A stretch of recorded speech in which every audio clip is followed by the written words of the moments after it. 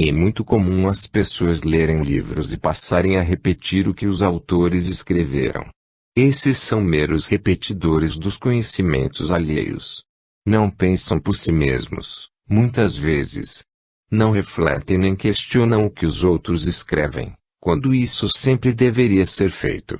Não importa se quem escreveu foi Platão, Moisés, Confúcio, Montesquieu, Rousseau, Marx, Allan Kardec, Sartre, Einstein, Emmanuel, através de Chico Xavier, Helena Blavatsky, Krishnamurti, Gandhi, Sai Baba ou quem quer que seja.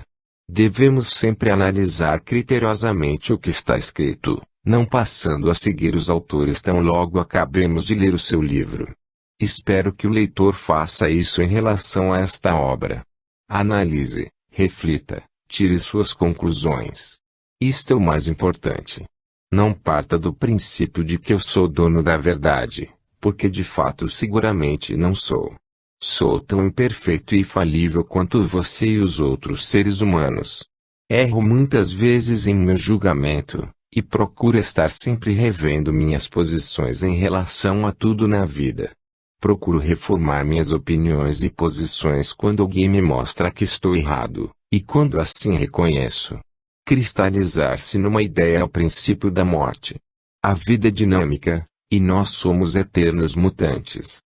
Tenho em especial conta 5 amigos filósofos, que são Alberto Jorge Peixoto de Matos Santos, meu irmão, Rodolfo Luiz Peixoto de Matos Santos, meu irmão mais velho, José Roberto Bulosa, Georges Baladi Júnior Geu, e George, cujo sobrenome não sei, mas é conhecido como Radical.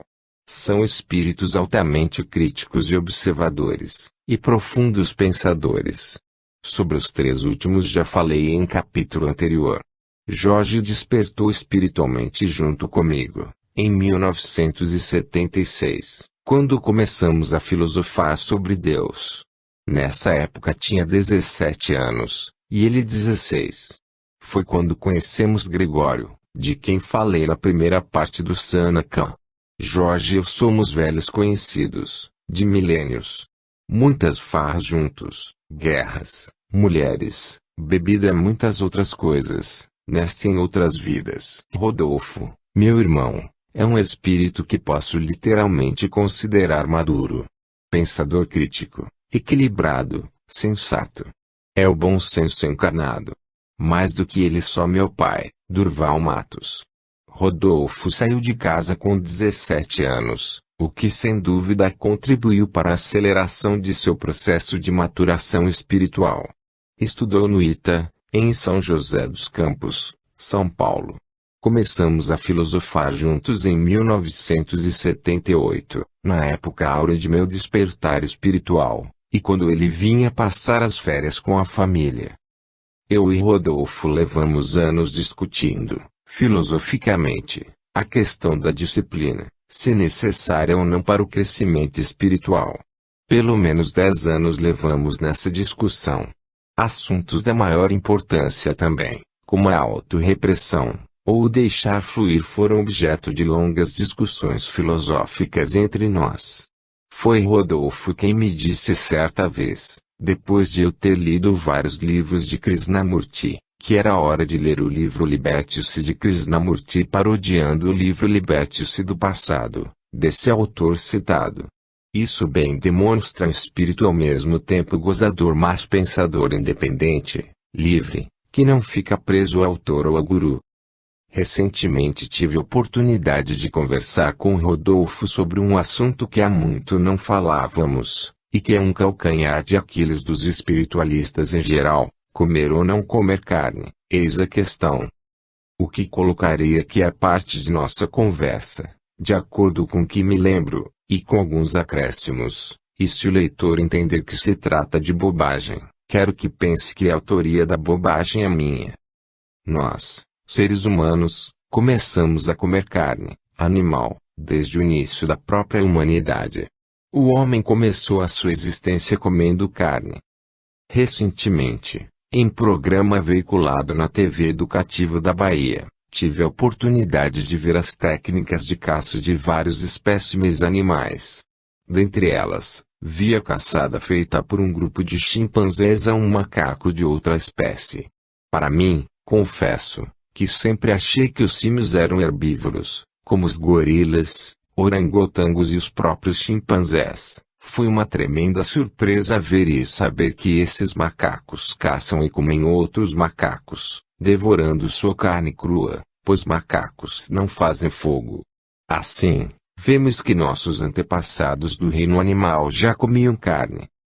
Todos nós sabemos que há no mundo animais carnívoros como os felinos, leões, leopardos, os gaviões, as águias, etc., e animais herbívoros elefantes, bois, cavalos, girafas, etc.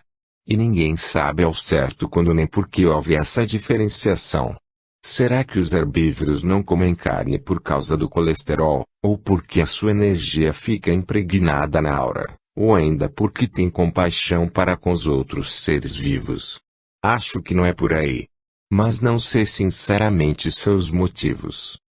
Será que os carnívoros comem carne porque acham que a proteína animal é melhor do que a vegetal e é indispensável à vida? Também acho que não é por aí. Eles não possuem esse tipo de consciência. A não ser que seja inconsciente. E o homem? Onde fica nessa história? Ainda hoje a maioria da humanidade come carne. Nossa dentição ainda possui dentes adequados para cortar e serrar, mas não tanto quanto os animais carnívoros. E hoje a humanidade em geral come bem menos carne do que há 1000 anos atrás. A base de nossa alimentação hoje é composta de cereais, verduras e legumes, e a carne não participa geralmente com mais do que 20% do total das refeições. Se considerarmos tudo o que comemos durante o dia, a carne não passa de 10% da alimentação, pois de modo geral só é consumida no almoço. Vemos, assim, que o homem vem comendo cada vez menos carne. Desde que pela primeira vez deixei de comer carne, tendo alternado vários períodos comendo-a, tenho identificado 3 ordens de motivos que levam as pessoas a quererem deixar de comer carne. Um é de ordem física, orgânica, que vai desde a questão da digestão mais demorada, da putrefação da carne no intestino, sustentada por alguns, dos malefícios dos hormônios contidos nas carnes até a questão do colesterol, que provoca o endurecimento e entupimento das artérias e o infarto. Outro argumento é o energético, e por isso ainda não reconhecido pela ciência oficial, que é a questão da energia do animal ficar impregnada na carne após a sua morte, e que passa depois para nossa aura e é por nós absorvida, gerando distúrbios energéticos. Esse motivo é muitas vezes sustentado por esotéricos e espiritualistas em geral. E o outro motivo é espiritual, relacionado à compaixão e ao respeito à vida dos animais, considerando os nossos irmãos. Vemos assim 3 motivações, que às vezes se apresentam separadas e outras vezes misturadas. Quando deixei pela primeira vez de comer carne, pensava nos 3 aspectos acima descritos, conjugadamente. Vamos tentar analisar cada um desses argumentos isoladamente, e buscar depois uma visão de conjunto, global. Comecemos pela parte mais superficial e material, que é o argumento físico, orgânico, depois passando para o energético, e por último trataremos da vida dos animais, com a motivação consciencial. Jesus disse em seu tempo que o mal não é o que entra pela boca, mas o que dela sai. Porém em seu tempo não existia a ciência como hoje, nem se conheciam os micróbios, vírus e bactérias. E, ademais, tem que ser levado em conta o contexto em que Jesus disse isso. Testavam-no quanto a regras superficiais de religião, quando ele não lavou as mãos antes de comer, na casa de alguém. Isso foi motivo de crítica e gerou a discussão no meio da qual ele disse que o verdadeiro mal é o que sai da boca, ou seja, o que dizemos aos outros. Muitas vezes matamos pela palavra, usando tão somente a língua como arma. E isso mata mais do que os vírus. Hoje, no entanto, no século XX, século da ciência, sabemos que o colesterol causa grandes males ao corpo, como a obstrução das artérias, causando a morte por infarto às vezes em poucos e rápidos minutos, como recentemente tive o desprazer de presenciar. Isso demonstra que o que disse Jesus não é absoluto, ou seja, há males que entram pela boca também, como o colesterol, o fumo, o álcool, as drogas em geral, maconha, LSD, cocaína, etc. Mas o que ele quis demonstrar é que o mal que sai pela boca é muito maior do que aquele que entra por ela. Um infarto coloca fim a uma encarnação, mas palavras podem gerar ódio e desejo de vingança a lhe perseguir por séculos. E por várias encarnações.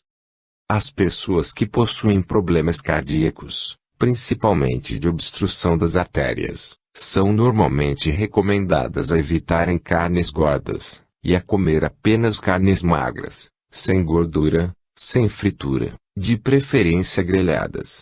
E isto se deve ao fato de as carnes gordas conterem muito colesterol, que é hoje reconhecidamente prejudicial à saúde humana.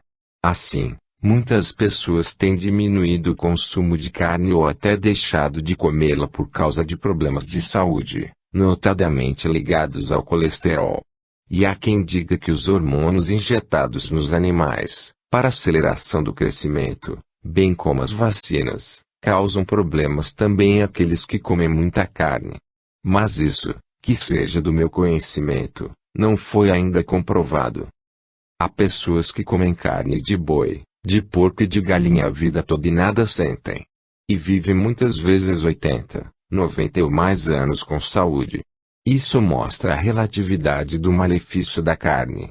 O infarto e outros problemas não têm como causa apenas a carne gorda, mas também a vida sedentária, falta de exercícios físicos, o hábito do fumo, os stress e outros. A ingestão moderada de carne magra, sem gordura, de preferência carne branca, frango e peixe, evita a maioria dos problemas físicos. E o ideal é a medicina preventiva. Ou seja, alimentar-se adequadamente com vistas a manter a saúde. Se isto não é feito, vem a medicina curativa, com as pontes de safena, transplantes de coração, etc., que nem sempre resolvem o problema, sendo apenas paliativos e adiadores da morte. Se comemos de forma racional e equilibrada, mesmo comendo carne poderemos ter saúde. Assim, ninguém deve ser forçado a deixar de comer o que gosta. No máximo podemos tentar convencer os outros a terem moderação e pensarem na saúde duradoura ao invés de prazer momentâneo seguido de doenças graves que trazem sofrimento prolongado. O aspecto energético é bem mais complexo, porque a ciência oficial não o reconhece, ou não o conhece, e nós acabamos nos limitando ao que dizem ou escrevem místicos, filósofos, pensadores, religiosos, esotéricos e espíritos através da mediunidade. No fundo, quase nada sabemos acerca da energia que nos envolve e também aos animais. Os espiritualistas em geral dizem que estamos rodeados de energias variadas, que vêm do Sol, o chamado prana ou energia vital, ou ainda fluido vital, das estrelas distantes e do centro da Terra a energia telúrica ou Kundalini. E que essas energias penetram em nós pelos chakras ou centros de força e passam a circular através dos canais de energia ou meridianos de energia, suprindo as necessidades dos vários órgãos do corpo. E a saída também, ou eliminação de energia, como a de suor, urina e fezes. E esse fluxo dinâmico de energia que entra e que sai forma um halo energético ao nosso redor, que é chamado de aura. Para se ter uma ideia da aura podemos ver nos livros de física o campo de força que existe ao redor de um imã. Ele não pode ser percebido pela vista humana, mas está ali presente, e influencia magneticamente outros campos de força que dele se aproximem. Todos nós temos a nossa aura, ou campo de força, como os imãs, mesmo sem nos darmos conta desse fato. E nosso campo de forças ou aura tanto influencia como é influenciado por outros que dele se aproximam. Supridos de energia, passamos a doar energia mesmo que inconscientemente para aqueles que estão debilitados. E debilitados, muitas vezes sugamos, também inconscientemente, as energias dos outros, em processo chamado por alguns de vampirismo energético. Mas não são só os humanos que possuem a aura energética, também os animais e vegetais a possuem, pois tudo que é vivo capta e irradia energia, num fluxo constante. Se cessa esse fluxo, sobrevém a chamada morte, que é apenas física, ou seja, do corpo físico. Então, quando matamos um animal e o comemos, estamos de imediato absorvendo não só a carne, o seu corpo, mas também as energias impregnadas no corpo dilacerado. É preciso que compreendamos que essas energias, principalmente as mais próximas da matéria, como o ectoplasma, não se dispersam nem se desagregam rapidamente. E por isso quando comemos a carne do boi, da galinha ou do porco recém-morto vem com essa carne o ectoplasma, que está ligado ao citoplasma das células. E há quem diga, como um espírito médico com quem trabalhei, o Dr. Davi, que o ectoplasma animal entra em choque com o ectoplasma do homem. Dizia ele, e também outros espíritos conhecidos, que os alimentos gordurosos e os de energia concentrada entupem os canais de energia. Dizia que a gordura animal obstrui os canais de energia.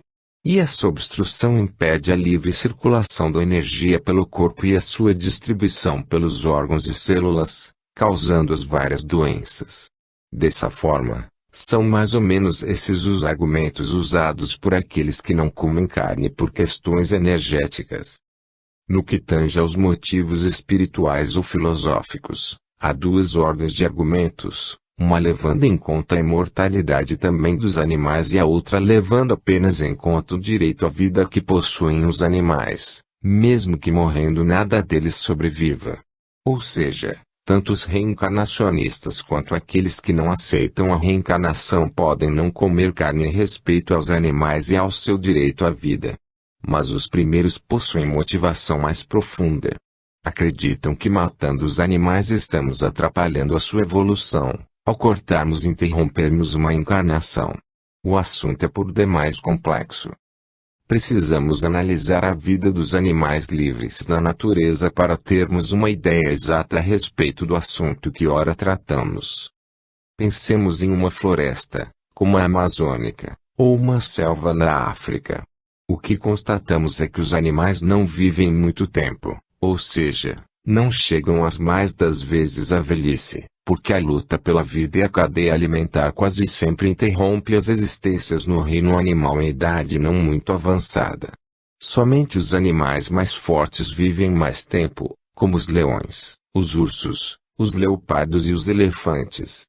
Mas dificilmente um veado ou uma zebra vive até a idade avançada, pois quando a vitalidade vai diminuindo passam a se tornar alvos e presas mais fáceis para seus predadores. A vida é dura, e dizemos muitas vezes até mesmo cruel, para esses animais mais fracos. A competição não dá um dia de trégua, e a vida é uma constante vigilância.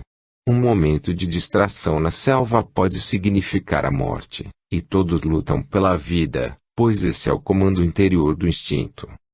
Os animais criados pelo homem em fazendas, granjas, etc., estão fadados à morte, ou seja, a sua morte é certa, atingido certo peso ou idade. Mas enquanto vivem, às vezes vivem mais tranquilos, como os bois soltos nos pastos, em segurança.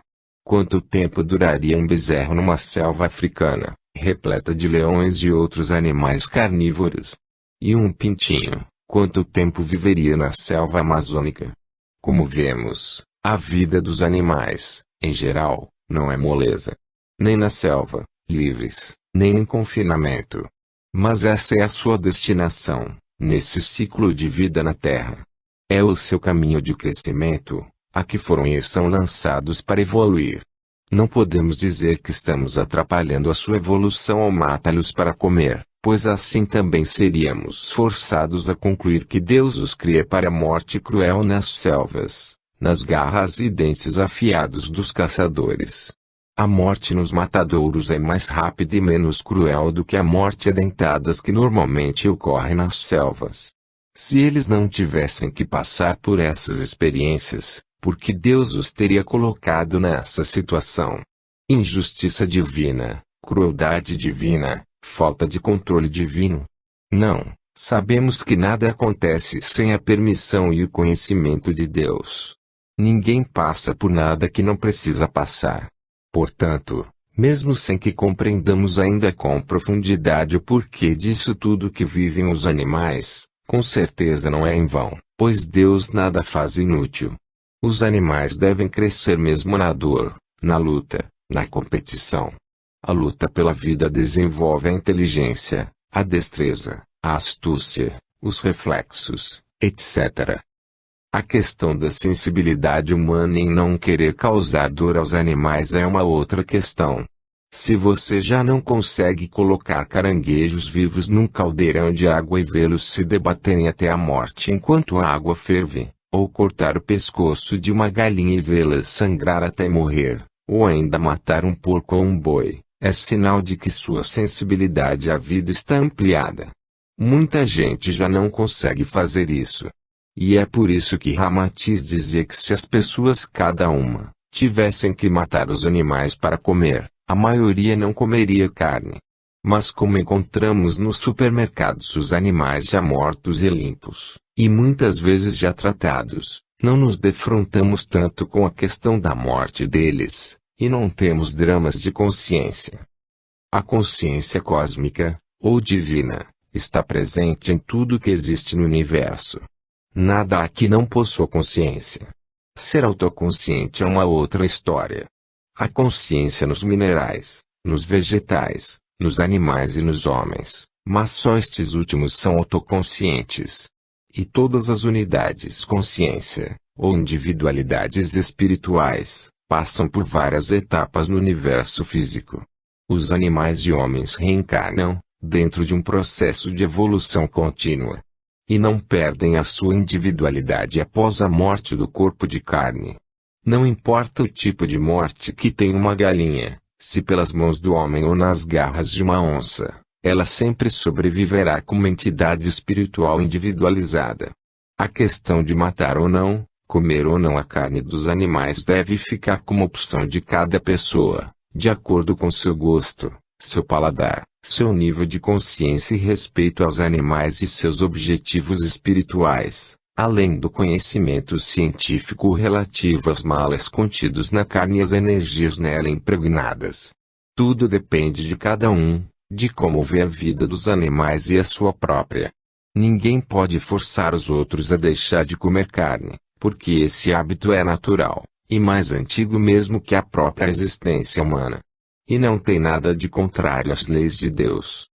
Um outro ponto importante a salientar é que existem pessoas boníssimas, evoluidíssimas do ponto de vista moral, ético, pacíficas e que trabalham em prol dos outros de forma gratuita e que comem carne diariamente, branca e vermelha.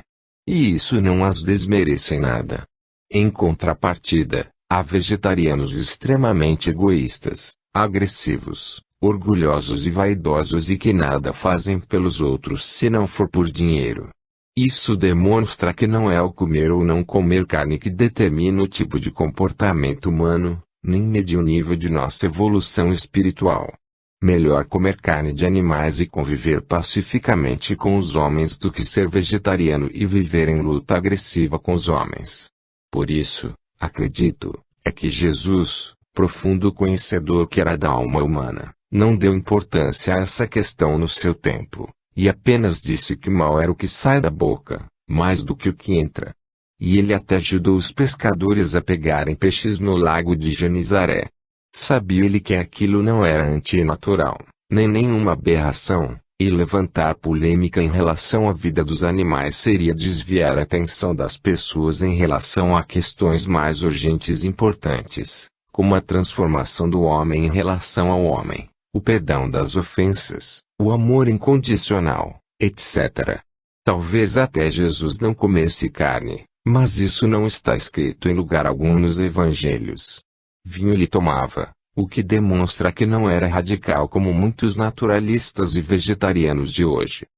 O importante, acho, é cada um seguir suas preferências pessoais, em termos de alimentação, não se violentando, não se reprimindo demais, pois isso talvez faça mais mal do que o comer carne. Se você está se sentindo bem e está feliz sendo vegetariano, ótimo, continue. Se está bem comendo carne, ótimo, continue. Pense apenas em sua saúde e seu bem-estar. E acompanhe as descobertas da ciência em relação aos alimentos, para tentar levar uma vida saudável e longa. E isso você poderá conseguir tanto sendo vegetariano como comendo carne. A prova está na existência de velhos de quase 100 anos que sempre comeram carne, e também de velhos vegetarianos. A saúde depende essencial e principalmente da nossa mente, dos nossos pensamentos, emoções e sentimentos. Alimentação, diante desses fatores, é secundária.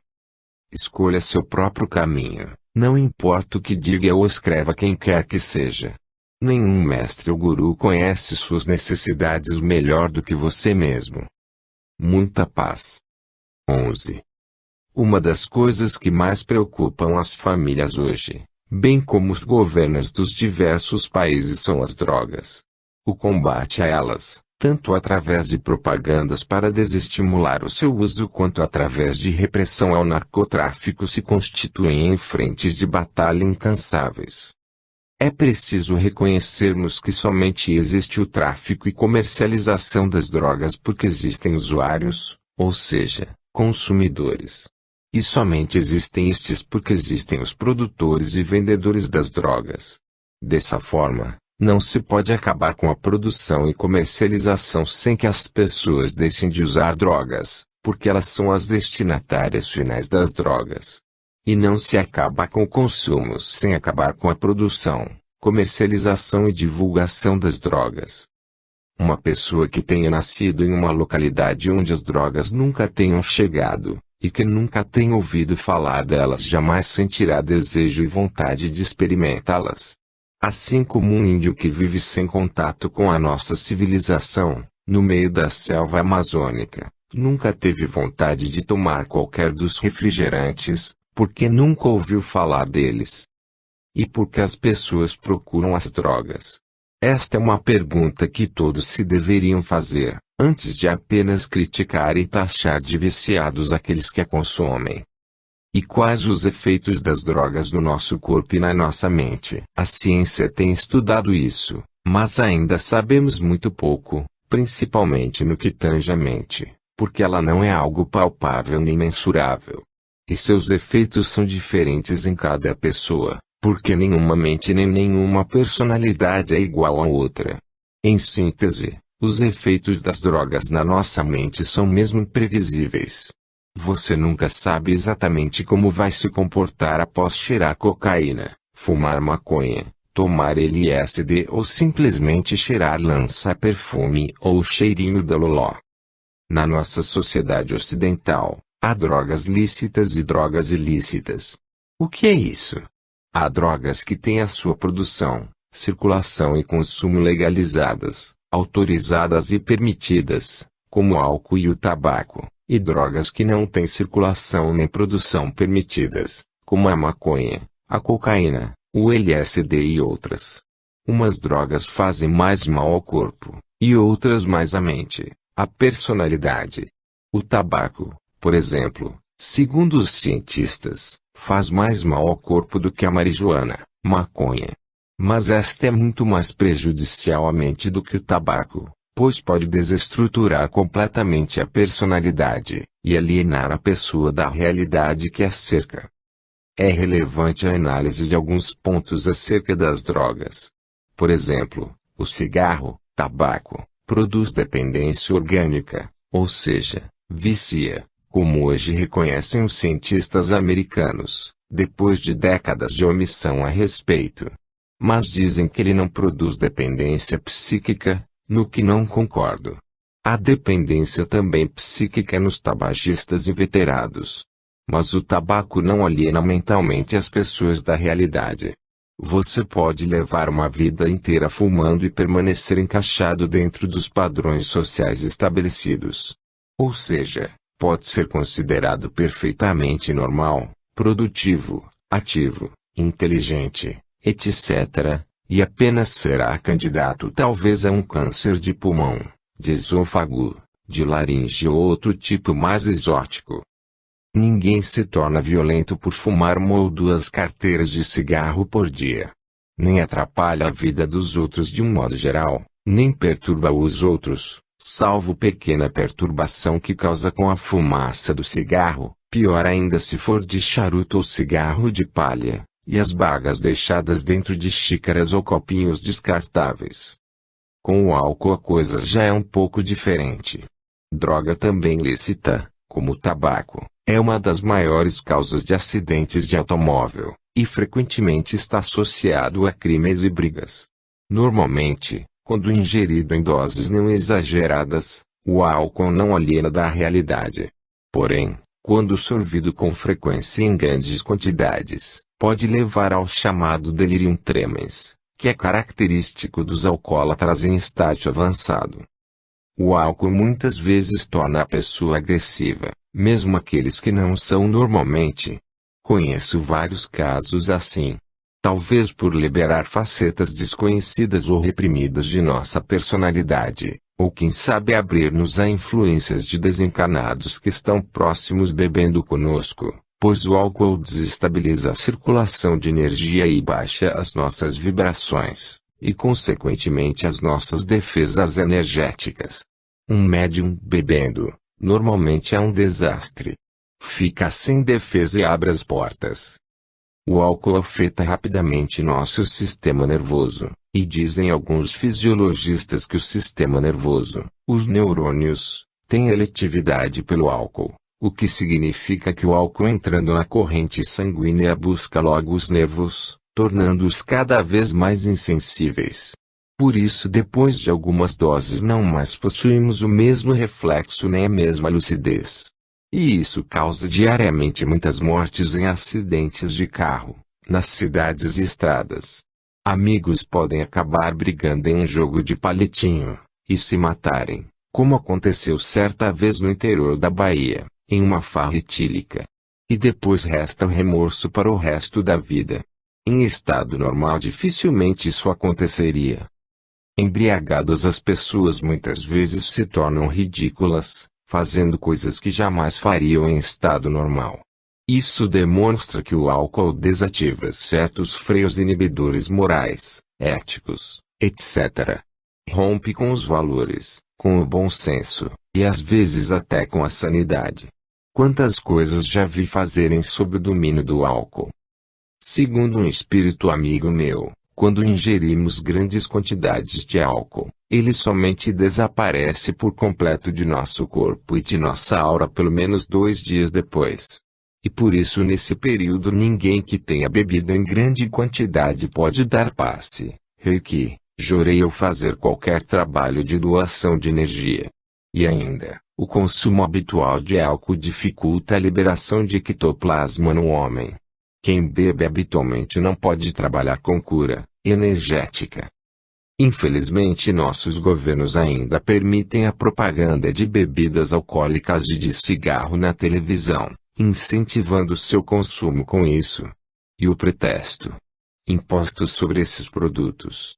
Mas não atentam para o fato de que talvez, alguns dizem que seguramente, o governo gaste muito mais com o tratamento de doenças decorrentes do tabaco e do álcool do que arrecade de impostos sobre eles. Fica mais um alerta e uma reflexão. Em alguns países do primeiro mundo, o Brasil está no terceiro, é proibida a propaganda desses produtos na televisão. Quando é que vamos chegar ao segundo mundo, pelos menos? A maconha, também conhecida por marijuana, e tem por nome científico cannabis sativa, é uma droga lícita, ou seja, seu plantio e venda são proibidos por lei. É uma planta. E as folhas secas são enroladas em papel formando cigarro para ser fumado. Segundo cientistas americanos, em trabalho que li há alguns anos, ela faz menos mal ao organismo do que o tabaco. Porém, os efeitos sobre a mente, como já disse, são imprevisíveis. Já conheci uma pessoa que depois de fumar maconha diariamente, um novo cigarro a cada vez que o efeito do anterior estava cessando, e durante um ano ininterrupto, disse que não se lembrava mais como ela era antes. Isso demonstra a transformação que essa droga produz na nossa mente. Ela altera a percepção da realidade, pois altera os sentidos. A visão se modifica, e também a audição, o tato, o olfato e a gustação. Tudo muda, muitas vezes lançando o usuário num mundo mental diferente deste no qual vivemos e estamos acostumados. Já vi um rapaz conversando com uma lagartixa, já soube de vários que se sentiram pássaros e se jogaram da janela de seus apartamentos, um que se chocou de carro com um caminhão julgando que ele era um grande morcego e muitas outras histórias desse tipo. Muita gente já foi parar em hospitais psiquiátricos por causa de droga. Mas a maconha ainda é das mais fracas, considerada apenas a porta de entrada para o mundo das drogas. Pesadas são a cocaína, o LSD, o crack, a heroína e outras. Estas podem levar à morte em segundos ou minutos, por overdose. O coração pode parar devido à entrada na corrente sanguínea de substância estranha e letal. Os neurônios no cérebro podem ser destruídos pelas drogas, e eles não se regeneram mais depois. O que foi lesionado não ficará bom de novo jamais. A cocaína pode destruir parte interna do nariz, impedindo o seu consumidor de sentir os deliciosos cheiros que nos cercam, como os perfumes das flores e das frutas. O tabagista muitas vezes perde também a sensibilidade olfativa. A viagem criada com as drogas nem sempre tem volta. E às vezes, mesmo voltando fisicamente, ou seja, permanecendo vivo, a mente nunca mais é a mesma. A personalidade pode mudar. E quando se fica dependente, e não se tem dinheiro suficiente para comprar a droga, muitos passam a roubar, e a se marginalizar, fazendo de tudo para obter a droga. E a degradação humana começa e pode não ter fim. A morte em meio à briga de traficantes, a morte pela polícia, o internamento permanente em hospital psiquiátrico ou mesmo manicômio judiciário. Os esotéricos dizem que as drogas destruem a tela atômica que nos envolve e protege, deixando-nos abertos a influências do astral. Talvez esse seja o caminho para muitas alucinações. Uma pessoa ao tomar droga pode ter uma alucinação, passando a viver momentaneamente numa outra realidade, mesmo do lado de uma outra pessoa que tenta segurá-la aqui, nesta realidade. Sei de um caso em que um jovem, apenas cheirando lança-perfume em excesso, entrou em outra realidade, vendo o carro em que estava descer embalado uma ladeira sem que ele conseguisse puxar o freio de mão ou gritar por ajuda. E na verdade o carro estava estacionado entre dois outros, em frente a um clube. Ele não reconheceu seu irmão diante dele. Imaginem as possibilidades de perigo de uma alucinação. E você nunca saberá de antemão o que lhe acontecerá quando começar o efeito da droga que você tomar, mesmo sendo um simples lança-perfume. Você poderá se sentir um pássaro e se lançar da varanda do 10º andar para voar. Ou ver o seu apartamento pegando fogo e gritar por socorro quando nada está acontecendo. E por aí vai. É importante que as pessoas se conscientizem dos riscos das drogas, e isso não é brincadeira. Não se trata de questão moral ou religiosa, mas de saúde física e sanidade mental. E aqueles que estão buscando o desenvolvimento de faculdades paranormais, se tomarem droga, cairão fatalmente no desequilíbrio, e jamais saberão se as suas percepções são extrasensoriais no sentido da paranormalidade ou se apenas alucinação. Um médium, ou um sensitivo, jamais deveria tomar droga, mesmo álcool ou fumo, pois isso compromete a pureza do seu corpo, dos seus nervos, de sua energia, e de suas percepções, que dependem de tudo isso. Mas como tudo na vida, também as drogas são uma questão de opção de cada um. Nós sabemos o que é bom para nós, não é mesmo? E plantamos o nosso futuro, físico, saúde ou doença, energético, mental e espiritual. Se não respeitarmos nosso corpo, quem respeitará? Se não cuidarmos de nossa casa mental, quem cuidará? Os psiquiatras no hospício. O que estamos fazendo de nossas vidas? Por que bebemos? Por que tomamos droga? Do que estamos fugindo? Dos outros? De nós mesmos? Da realidade que nos cerca? Do que? Reflitamos. A realidade na qual vivemos pode ser tão boa, quando trabalhamos nesse sentido. As percepções obtidas pelos sentidos em seu estado normal são tão fantásticas, quando aprendemos a olhar as coisas ao nosso redor com outros olhos. Nosso olfato fica mais sensível quando não fumamos. Nosso tato mais puro quando não bebemos álcool. E nossa mente é mais lúcida quando não tomamos drogas. Um amigo meu me disse que, após deixar de tomar droga, há anos atrás, e comer comida natural durante algum tempo, passou a sentir renovado prazer nas coisas pequenas, e mais prazer no sexo. Inclusive, a própria sensação do orgasmo se adultera quando se toma a droga antes ou durante o ato sexual. Ao deixar as drogas, é recomendável que se inicie gradativamente uma rotina de exercícios físicos, como a caminhada, o ciclismo, a natação ou outros esportes, para que o corpo comece a expulsar as toxinas armazenadas. Os exercícios melhoram a capacidade respiratória e oxigenam melhor o cérebro, dando mais ânimo à vida. E depois de algum tempo sem tomar drogas passa-se a sentir mais energia física e mental, e muito mais disposição em geral.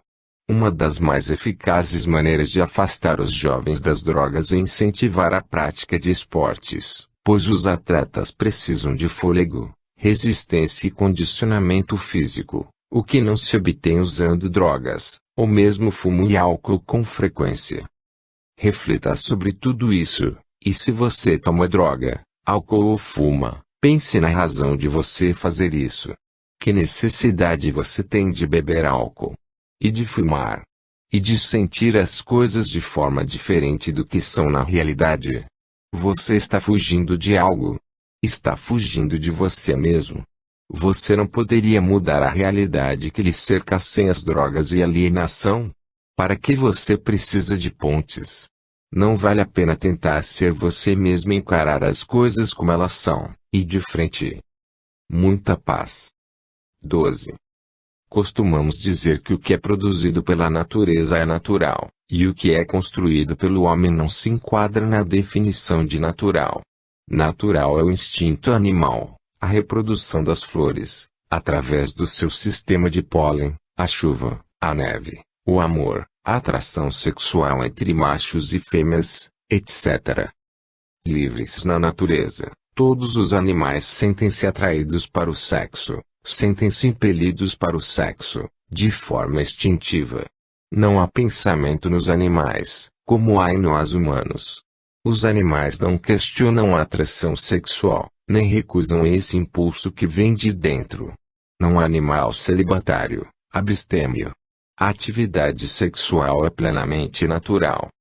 Não se vê, todavia, ou pelo menos nunca ouvi falar na existência de espécies animais que fizessem opção homossexual. Um cavalo não copula com outro cavalo, nem se namora por outro cavalo, mas apenas com uma égua. Um boi não transa com outro boi, mas apenas com uma vaca. Um cachorro não copula com outro, mas apenas com uma cadela. Nunca ouvi dizer que um elefante na selva tivesse como parceiro sexual outro elefante. É sempre uma elefoa. Um zangão não copula com outro zangão, mas apenas com a abelha rainha. E a louva-a-Deus fêmea não copula e depois come a cabeça de outra fêmea de sua espécie. E o mesmo se dá com os tigres, ursos, águias, ratos, gatos, macacos, rinocerontes e todas as demais espécies animais do planeta. A única espécie do planeta Terra que convive com a opção homossexual, também chamada gay, é o homem. Não há outra exceção. E esse é um fato que ninguém pode negar. É científico e antropológico. Quando me apresentarem um casal de gatos gay, seja de duas fêmeas ou dois machos dessa espécie animal, me convencerei do contrário, ou seja, de que o homossexualismo é natural, e não exclusivo nem criado pelo homem. A natureza, que é obra de Deus, parte dele, dotou os animais e também o homem, animal racional, de órgãos sexuais próprios e específicos, diferenciados, para que através da cópula se reproduzissem, perpetuando assim as espécies. É assim com todos os mamíferos. É hoje inquestionável que a reprodução e perpetuação das espécies livres na natureza, ao menos os mamíferos, dependem do ato sexual envolvendo macho e fêmea. Isso é natural. O homem hoje começa a interferir nessa situação, com a inseminação artificial, mas precisa retirar o material genético do macho e inoculá-lo na fêmea. E hoje é para o homem o bebê de proveta. No estado normal, o macho não possui óvulo, nem a fêmea espermatozoides.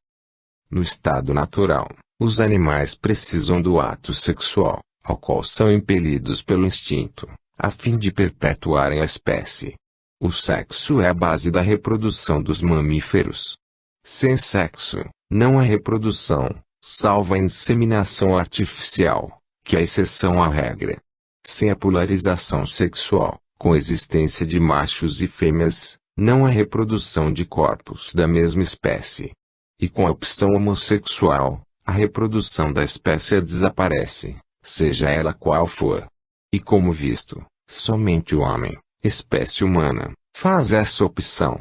O mecanismo fisiológico e anatômico, a forma, o modelo, de que a natureza adotou a espécie humana para o sexo, a reprodução e a perpetuação da espécie é basicamente composto pelo pênis, escroto e gônadas no homem e pela vagina, útero e ovários na mulher.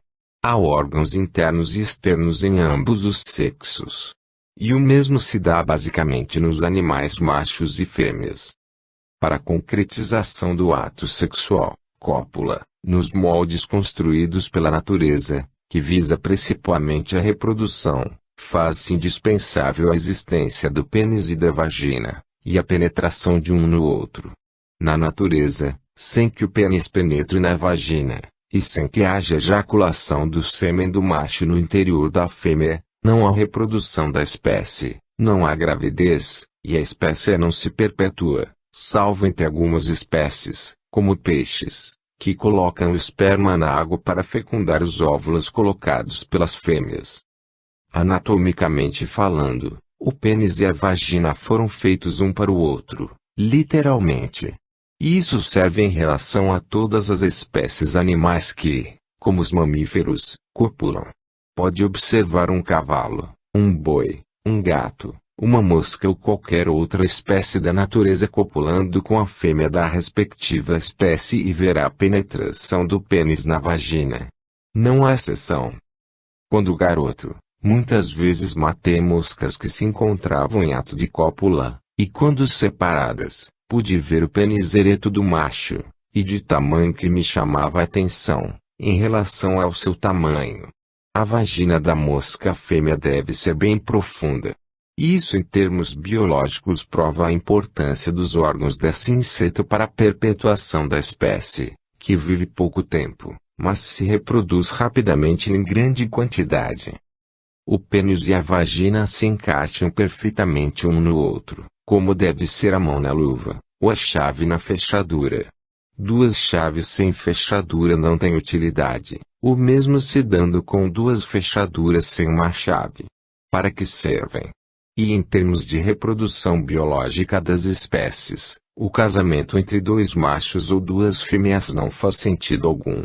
Quando a natureza criou machos e fêmeas, dentro do esquema de polarização sexual, foi para que o sexo acontecesse entre macho e fêmea.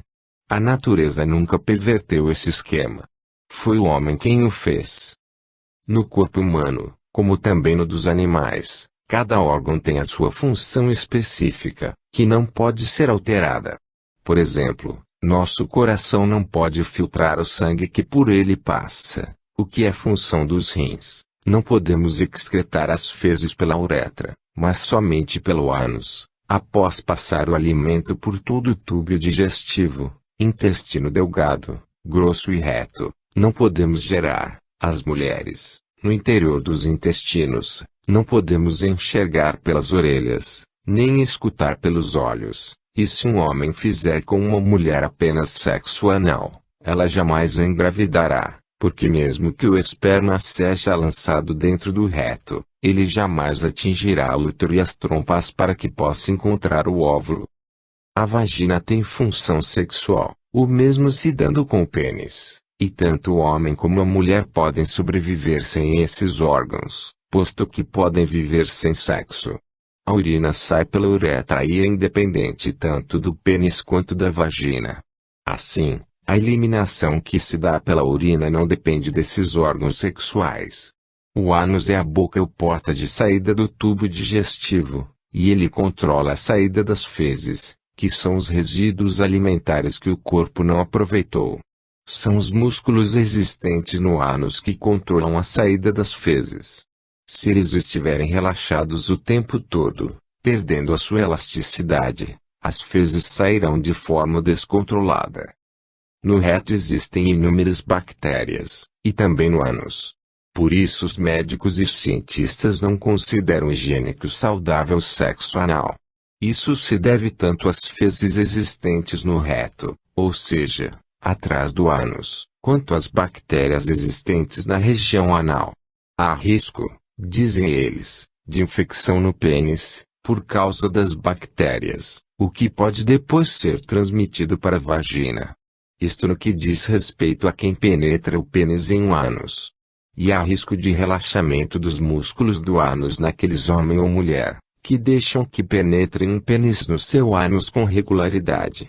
Já ouvi um caso de um homossexual masculino que usava modas no ânus porque não controlava mais a saída das fezes. Normalmente o sexo anal é doloroso, dizem principalmente as mulheres, pelo menos no início, pois o ânus é ainda apertado e o pênis é largo demais para o ânus. Facilitado por óleos lubrificantes próprios como a vaselina, o ato é menos doloroso, porém não menos perigoso e arriscado. A camisinha pode impedir as inflamações no pênis, protegendo-o, mas não pode impedir a dilatação e relaxamento dos músculos anais. Anatômica e fisiologicamente falando, o sexo anal não é saudável. E olhado do ponto de vista da natureza, ele também não é natural. Nenhum animal pratica sexo anal.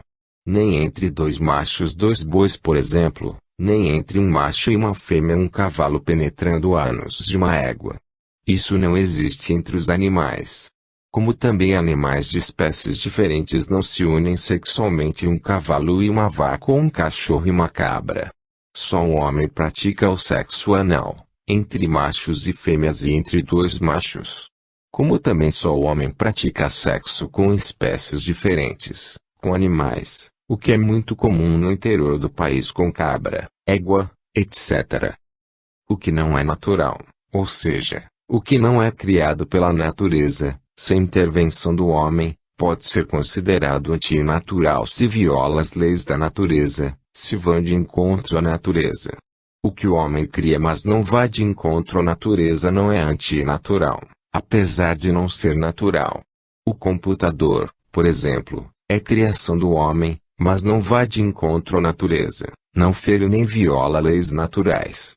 O mesmo se dá com o domínio do fogo, o voo em avião ou foguete, etc. Mas o sexo anal é antinatural, pois o corpo não é adaptado para essa prática sexual, e por isso causa danos ao organismo, como relaxamento dos músculos anais, que ninguém pode impedir. Além disso, é anti-higiênico, pois normalmente no ato sexual saem fezes, o que ninguém pode dizer que é agradável nem cheiroso. Nenhum anatomista ou fisiologista considera o sexo anal natural, pelas questões já abordadas. Voltemos agora para a questão do homossexualismo. O Dr. Sigmund Freud, considerado o pai da psicanálise, tão usado e reconhecida hoje, entendia que o homossexualismo é uma perversão da sexualidade. Isto somente pode ser aceito se visto do ponto de vista anatômico e fisiológico e ainda observando a natureza, como exposto acima, e também do ponto de vista psicológico. A natureza não faz nada inútil. Aceitar o contrário é afirmar que Deus faz coisas inúteis, pois Deus e a natureza não são duas coisas separadas. É como se o que chamamos de natureza fosse o corpo físico de Deus. Não havendo coisas inúteis na natureza, então a polarização sexual em machos e fêmeas serve a um propósito, o que já analisamos em capítulo anterior. O sexo, como já dito antes, é ponte para o amor. E mais do que isso, é o mecanismo criado por Deus para a reprodução das espécies, e para sua perpetuação. E colocando agora a visão espiritual, o sexo é o mecanismo da reencarnação. E sem esta não podemos evoluir neste ciclo atual de evolução na Terra. O que estamos dizendo? Que sem sexo não há reencarnação. E que sem reencarnação não evoluímos. Por isso tantos espíritos lutam por uma oportunidade na Terra através da reencarnação. A reencarnação é indispensável ao processo evolutivo do ser nesta fase da evolução em que nos encontramos. E o que o homossexualismo tem a ver com isso? É que se todos fizerem opção homossexual não haverá mais reprodução, salvo se generalizada a inseminação artificial. 2 homens não podem gerar um filho, nem 2 mulheres, como uma fechadura não abre outra. Todas as crianças passariam a ser filhas de proveta, e de pais do mesmo sexo. Será que esse é o nosso caminho? Será que esse é o plano de Deus para a Terra? Se considerarmos do que Deus não faz nada inútil, logicamente concluiremos que ele não faria machos e fêmeas para que os machos vivessem com os machos e as fêmeas com as fêmeas. Falamos de casamento, sexo e procriação. O homem não é e nunca será totalmente igual à mulher, e vice-versa. Começa pelas diferenças anatômicas e fisiológicas. Isso não pode ser mudado, pelo menos ainda não. Um homem pode ter o pênis retirado e feito uma vagina em seu lugar, mas mesmo assim não contém tudo que o corpo de uma mulher contém. E ainda não conheço nenhum caso de colocação de útero e ovários em homens, nem conheço homem que tenha engravidado, a não ser em comédia cinematográfica. As diferenças são normais e naturais, como acontece nos reinos vegetal e animal. Imaginem um boi querendo virar vaca. Uma gata querendo virar gato, um porco querendo virar porca ou leão querendo virar leoa. Será total inversão biológica na natureza. Tudo será alterado, e não sabemos as consequências disso.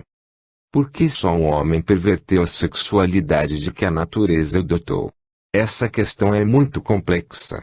E sem uma visão espiritual e reencarnacionista não encontramos uma explicação satisfatória.